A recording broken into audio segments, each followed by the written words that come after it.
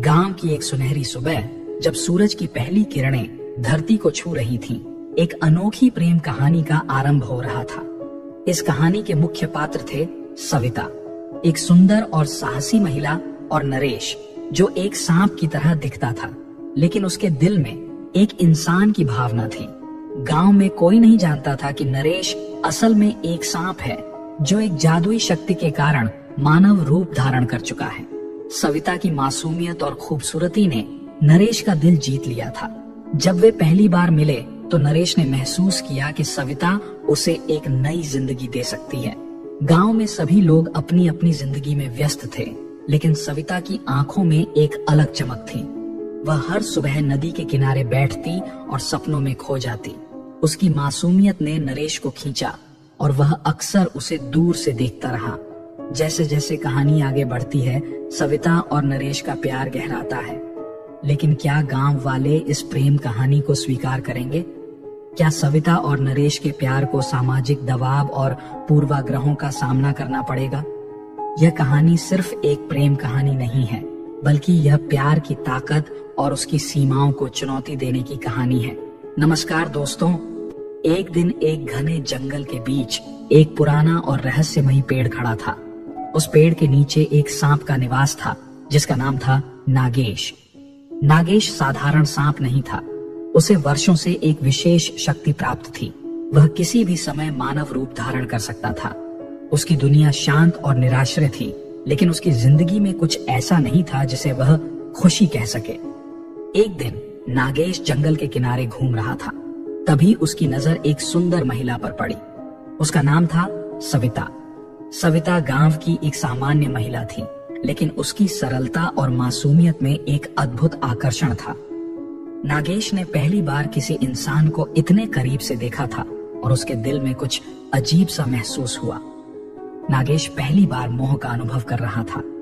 उसने कभी नहीं सोचा था कि वह एक इंसान के प्रति इस तरह आकर्षित हो सकता है। वह सविता को देखकर मंत्रमुग्ध हो गया। अब वह सोचने लगा कि अगर वह मानव रूप में होता तो सविता से मिल सकता था।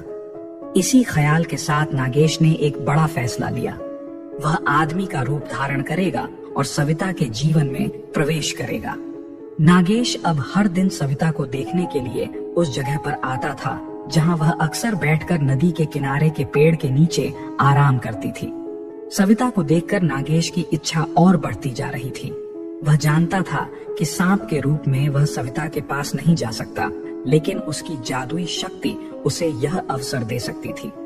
एक दिन नागेश ने आखिरकार फैसला कर लिया। उसने अपनी शक्तियों का प्रयोग कर आदमी का रूप धारण करने का निश्चय किया। एक दिन जब सविता नदी किनारे पेड़ के नीचे बैठी थी, तो नरेश ने हिम्मत जुटाई और उसके पास जाकर बात करने की कोशिश की। नमस्ते, मैं नरेश हूँ। मैं पास के गांव से हूँ और यहाँ अक्सर शांति की तलाश में आता हूँ, नरेश ने नम्रता से कहा। सविता ने ऊपर देखा और हल्की मुस्कान के साथ जवाब दिया, नमस्ते, मैं सविता हूँ। आप यहाँ नए लगते हो, पहले कभी नहीं देखा आपको। नरेश ने सोचा कि उसकी योजना सही दिशा में जा रही है। दोनों में धीरे धीरे बातचीत शुरू हो गई।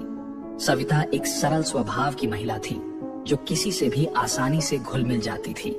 नरेश ने सविता से उसके गांव और उसकी दिनचर्या के बारे में पूछा और उसने भी बिना किसी झिझक के सब कुछ बताया। नरेश हर शब्द को ध्यान से सुन रहा था। उसके लिए यह पहला मौका था कि वह सविता के इतने करीब था। उसकी दिल की धड़कनें तेज हो रही थीं, लेकिन वह खुद को शांत बनाए रखने की कोशिश कर रहा था। सविता को नरेश की बातें अच्छी लग रही थीं और उसे इस नए व्यक्ति से कुछ अजीब सा आकर्षण महसूस हो रहा था, लेकिन वह समझ नहीं पा रही थी क्यों। नरेश और सविता की पहली मुलाकात के बाद दोनों के बीच एक सहज दोस्ती शुरू हो गई। नरेश अब रोज सविता से मिलने की कोशिश करता और सविता भी उसकी मौजूदगी से खुद को अकेला नहीं महसूस करती थी। धीरे धीरे उनकी बातें बढ़ने लगीं। कभी वे गांव की छोटी छोटी बातों पर चर्चा करते, तो कभी जीवन के बड़े सवालों पर। सविता को नरेश की सादगी और उसकी बातें बहुत पसंद आने लगीं। वह उसे एक साधारण लेकिन समझदार इंसान मानने लगी थी। नरेश को भी लगने लगा कि उसकी योजना सफल हो रही है, क्योंकि सविता अब उसकी ओर आकर्षित हो रही थी। लेकिन नरेश के मन में अब एक डर भी था, उसकी असलियत। वह एक सांप था और अगर सविता को यह पता चल गया तो क्या होगा। एक दिन नरेश और सविता नदी के किनारे बैठे बातें कर रहे थे। सविता ने नरेश से पूछा, नरेश, तुम हर रोज यहाँ आते हो, तुम्हारे काम धंधे का क्या तुम गांव में ही रहते हो?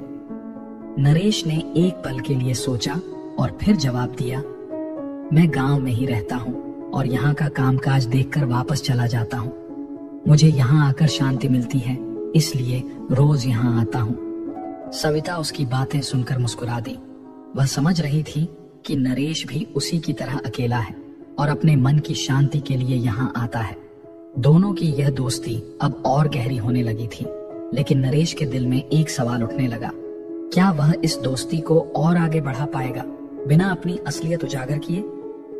नरेश और सविता की दोस्ती अब गहराने लगी थी। नरेश रोज सविता से मिलने आता और दोनों घंटों बातें करते। सविता अब नरेश से बहुत प्रभावित हो चुकी थी। उसे लगता था कि नरेश जैसा समझदार और नेक दिल इंसान शायद ही उसके जीवन में कभी आया हो। नरेश की बातों में एक अलग ही आकर्षण था जो उसे बार बार उसकी ओर खींचता था। नरेश भी सविता के प्रति अपनी भावनाओं को छिपा नहीं पा रहा था। उसका मन हर दिन सविता के और करीब जाने की कोशिश करता, लेकिन उसकी सांप वाली असलियत उसे अंदर ही अंदर परेशान कर रही थी। नरेश ने कभी किसी इंसान से इस तरह का लगाव महसूस नहीं किया था और अब वह सोचने लगा था कि क्या वह सविता से अपने दिल की बात कह पाएगा। एक दिन जब नरेश और सविता जंगल में घूमने गए तो नरेश ने सविता की ओर देखा और उसकी सुंदरता में खो गया। उसने सोचा कि अगर वह इंसान होता तो शायद वह सविता के साथ एक सामान्य जीवन बिता सकता था, लेकिन अब उसे अपनी असलियत याद आई और वह खुद को रोकने लगा। सविता ने देखा कि नरेश आज थोड़ा चुप था। उसने पूछा, नरेश, क्या हुआ? आज तुम कुछ उदास लग रहे हो। नरेश ने मुस्कुराने की कोशिश की और कहा, नहीं, बस यूं ही कुछ पुरानी बातें याद आ गईं। सविता उसकी बातों से संतुष्ट नहीं हुई, लेकिन उसने उसे ज्यादा नहीं कुरेदा। नरेश अब सोचने लगा था कि उसे सविता से सच कह देना चाहिए, लेकिन उसे डर था कि सविता उसकी असलियत जानकर उसे छोड़ देगी। नरेश अब हर दिन अपनी भावनाओं से लड़ रहा था। सविता के प्रति उसका प्रेम दिन ब दिन बढ़ता जा रहा था, लेकिन उसकी असलियत उसे हर बार रोक लेती थी। उसने सोच लिया था कि अब वह सविता से अपने दिल की बात कहेगा, चाहे जो हो जाए, लेकिन यह करना इतना आसान नहीं था। एक दिन नरेश और सविता नदी के किनारे बैठे थे। सविता आसमान की ओर देख रही थी और नरेश मन ही मन सोच रहा था कि कैसे सविता को सब कुछ बताए। उसने महसूस किया कि अगर वह अपनी सच्चाई नहीं बताएगा तो वह इस रिश्ते के साथ न्याय नहीं कर पाएगा। नरेश ने गहरी सांस ली और सविता की ओर देखा। सविता, मैं तुमसे एक बात कहना चाहता हूँ, उसने हिचकिचाते हुए कहा। सविता ने उसकी तरफ देखा और कहा, हाँ कहो नरेश, क्या बात है? तुम कुछ दिनों से परेशान लग रहे हो।